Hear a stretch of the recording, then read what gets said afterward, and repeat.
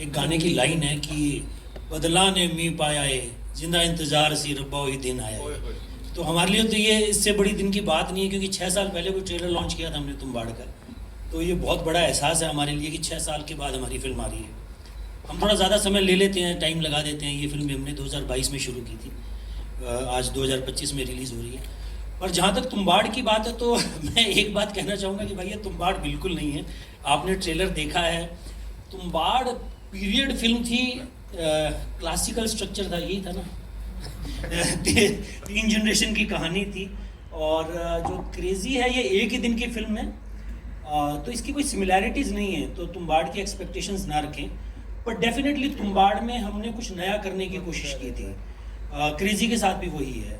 Tumbbad unpredictable थी मेरे हिसाब से, कि आप देखते हो तो आपको पता नहीं होता एंड क्या है। और क्रेज़ी के साथ भी वही होने वाला है कि आप देखोगे तो आपको पता नहीं होगा एंड क्या है।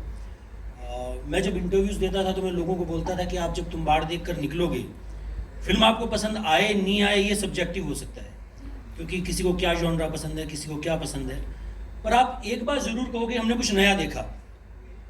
तो वही प्रॉमिस मेरा क्रेज़ी के लिए है कि आप जब भी फिल्म देखकर बाहर निकलोगे सिनेमा से तो आप कहोगे हमने कुछ नया देखा, ऐसा हमने कभी देखा नहीं है इंडियन सिनेमा से। ये मेरा पक्का प्रॉमिस है। इससे ज्यादा और क्या चाहिए, मतलब यही प्रॉमिस है जो ऑडियंसेस को लेकर आता है, सबके दिल जीत जाता है। एक बड़ा क्लीशे सी चीज है, but are you also crazy? मैंने सुना है, बिकॉज जिस तरह से आपकी अप्रोच रहती है, लोग कहते हैं सोहम शाह इज क्रेजी। हाँ, मतलब ये मुझे भी बहुत लोग कहते हैं कि मेरी पहली फिल्म थी शिप ऑफ थीसिस, जिसमें शिप था नहीं, और उसमें अलग अलग लोग अलग अलग लैंग्वेजेस में बोल रहे हैं। वो ज़माना मैं, कोमल सर जानते हैं, बहुत पुराने ज़माने की बात कर रहा हूँ, मतलब 2012 की बात कर रहा हूँ मैं। तो वैसी फिल्में बनती नहीं थी कि कोई गुजराती में बात कर रहा है उस फिल्म में, कोई इंग्लिश में बात कर रहा है, कोई इजिप्शियन है तो उस भाषा में बात कर रहा है। तो पर मुझे लगा कि यार ये कहानी बननी चाहिए। तो मैं जब भी बना रहा था तो लोग पूछते थे, मुझे कहते थे कि तू पागल है क्या, ऐसी फिल्म बना रहा है, कौन देखता है ऐसी फिल्म, कॉमेडी बनाना है यार। तो मैं कहता था नहीं यार मुझे यही बनानी है, और उसने नेशनल अवार्ड जीता। फिर जब मैंने तुम्बाड़ शुरू की तो लोग कहते हैं हॉरर तो कोई बनाता ही नहीं, हॉरर तो बी ग्रेड होता है।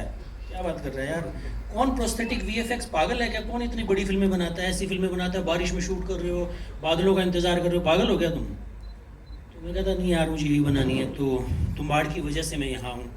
तो अभी क्रेज़ी के साथ भी यही है कि मैं जो भी फिल्में बनाता हूँ तो मुझे लोग पूछते हैं कि आप क्रेज़ी हो क्या, आप पागल हो क्या, आप ऐसी फिल्में कैसे बनाते हो। और एक मैं छोटा सा आपको किस्सा सुनाता हूँ कि तुम्बाड़ का प्रीमियर था वेनिस में। मैं श्रवण कुमार बेटा, मैं अपनी माँ को, अपनी फैमिली को पूरी को लेके वेनिस गया हुआ। स्क्रीनिंग होती है, स्टैंडिंग ओवेशन है, लोग तालियां बजा रहे हैं और मेरी माँ सो गई है। मेरा भांजा मेरी माँ को जगा रहा है कि माँ उठो, खत्म हो गई। मेरी माँ बाहर निकलती है और मुझे गालियां निकालती कि तू कैसी फिल्में बनाती है, इतनी डरावनी फिल्में बनाती है कि वो दादी कितनी डरावनी थी, तू ढंग की फिल्में नहीं बना सकता। तो दोस्तों मुझे तो मेरे घर वालों ने भी कहा है कि मैं क्रेजी हूँ, पर मुझे पसंद है यार। मैं बहुत दूर से चल के आया हूँ, गंगानगर से चल के आया हूँ, और ये मेरा फर्स्ट प्रोफेशन नहीं है, मेरा पैशन है। मेरा कुछ फर्स्ट जॉब कुछ और था लाइफ में, पैशन के लिए फिल्में बनाता हूँ। और मुझे लगता है कि अगर मैं अलग फिल्में नहीं बनाऊँ, नई फिल्में नहीं बनाऊँ, तो मुझे मज़ा नहीं आता यार। Thank you. वो पैशन के लिए बनाते हैं, इसीलिए इतने आगे तक आ गए, और वो क्रेजी वाला टैग बिल्कुल आपके साथ जाता है। सोहम सर के लिए एक बार जोरदार तालियां हो जाए।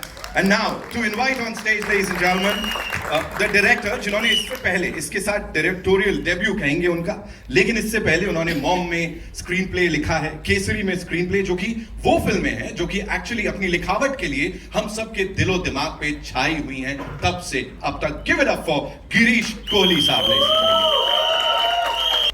अच्छी थ्रिलर्स देखने का मन करता है हमेशा, बहुत कम बनती है, सोचा मुझे ही बनानी पड़ेगी, तो इसलिए लिखी। और काफ़ी कोकी है उसका स्टाइल, उसका डिज़ाइन, उसका डीएनए काफ़ी कोकी है, काफ़ी क्रेजी है। वो तो फिल्म देखने के बाद आपको और पता चलेगा, अभी तो कुछ भी नहीं समझ आया होगा आपको। और he was the best guy to take it to, I feel.